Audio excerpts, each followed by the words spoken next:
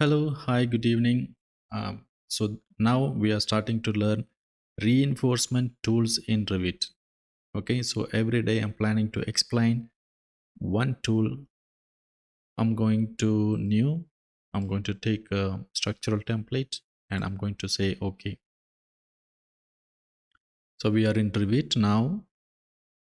So if we go to structure and in the reinforcement, here we have all the options.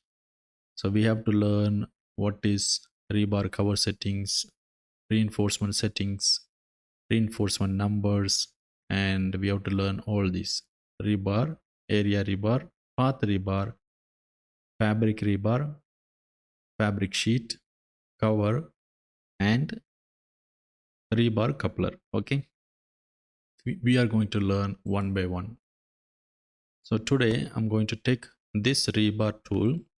Okay, what I get is rebar shape definition will not include hooks or end treatment. This option can be changed under reinforcement settings and should be set before adding any rebar. So if you say OK, and here you can see the who cut start, who cut end, these settings. So we have to set before adding the rebar. The next step, what should I do is I'm supposed to click within a valid rebar host to place a rebar. So what is a valid rebar host? It's a concrete element. If you are taking a cross section of a column, footing, or any concrete object, if you take a section, you can place your rebar. Okay, so this is called a rebar shape browser. So in case if it is closed, then you can click here. This is options bar. In the options bar, you can select from the list. Otherwise, you can launch rebar shape browser, and then you can just place it here. So whenever you need, you can just select and then place rebar. While placing rebar, we have other options. So we have an option to a different placement method. We have an option to extend to host by 2 point reform sketch. So we are going to learn one by one. We have tips option. So here you see next to my cursor, I'm seeing some note.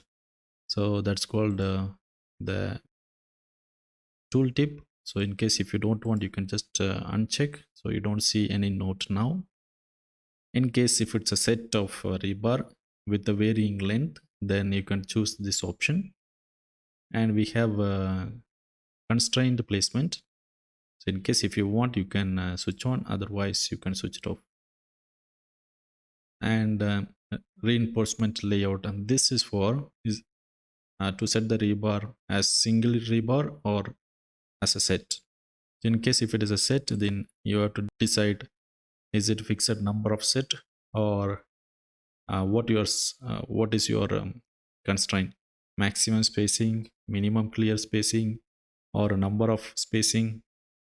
So what's your constraint? You have to decide.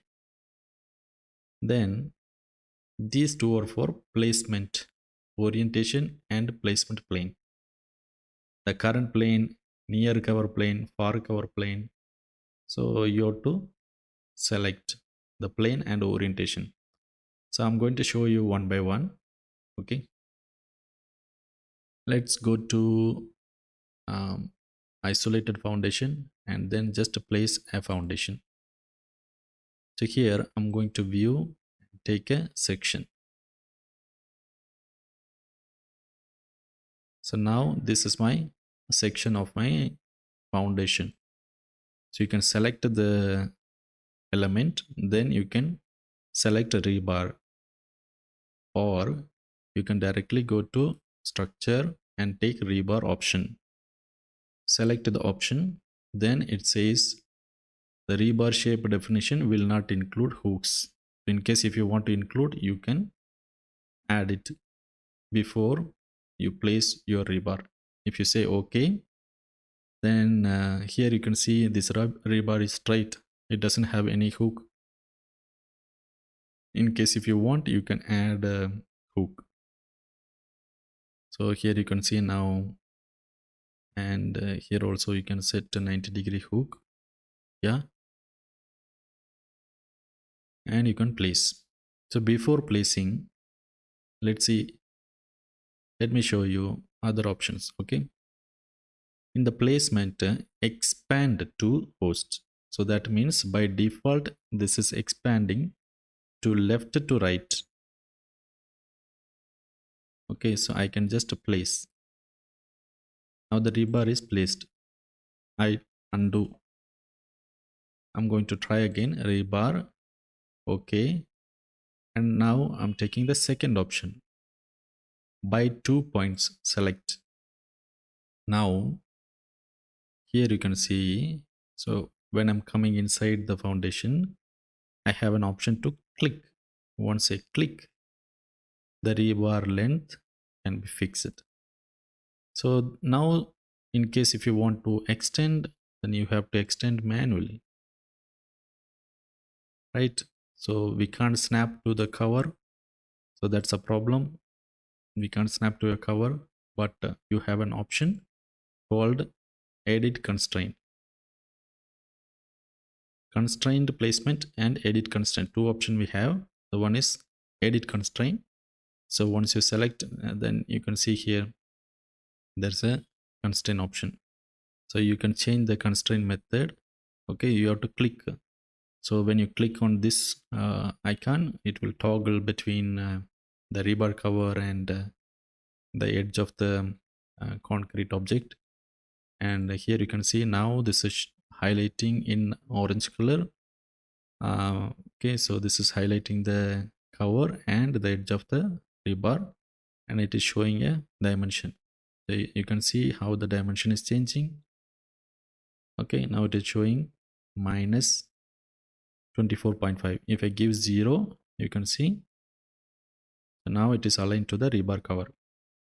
The same thing we are going to do it here. Just click and it will show the dimension. If it is 0, you can leave it. After that, you click here. Here also, you just toggle between options. Okay, so you can see, so now it is highlighting the edge of the foundation. Now it is highlighting the cover. So if I give 0, and now you can see this is aligned to the cover. Okay, so but the orange color line highlighting in the center of the rebar, but still if you give 0, that's fine.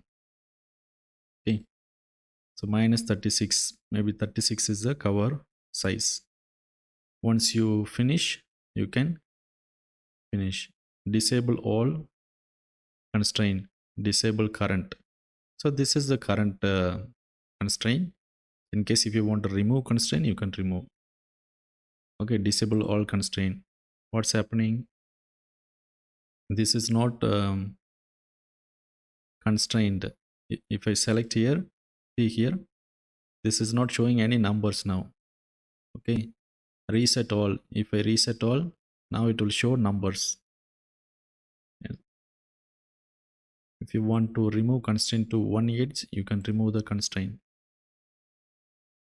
Okay, reset current and finish. Once you finish your placement of rebar, you can finish. So now you know rebar placement. Okay, two options you know. One is expand to host, another one by 2 point. Expand to host means you can just place the rebar, automatically it will extend to the rebar cover and just place. Easy. Today we have learned how to place a rebar, and we have learned two methods. Tomorrow I will show you the next option. Thanks for watching. Thank you. Bye bye.